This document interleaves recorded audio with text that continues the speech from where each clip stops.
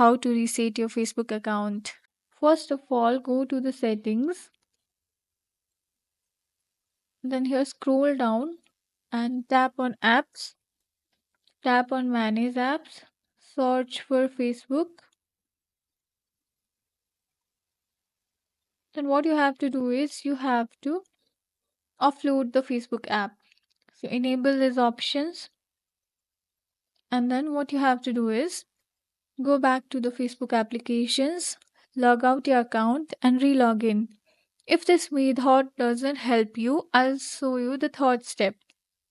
So what you can do is uninstall this Facebook applications and then reinstall it and log into your account.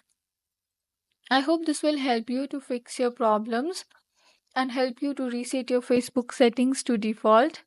Thank you for joining us in this tutorial. See you guys in the next video.